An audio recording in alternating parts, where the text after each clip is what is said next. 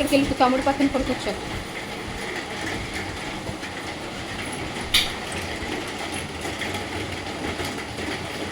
కూర్చున్నావా? మంచిగా కూర్చోను. అట్టిందా? అట్లా resume stand చేయమ్మా. ఇది తీసేసి పక్కకు లాగేయా.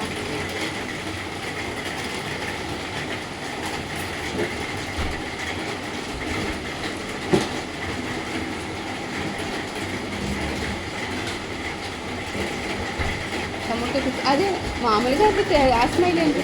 తమ్ముడితో అక్కడ కూర్చుంటారా?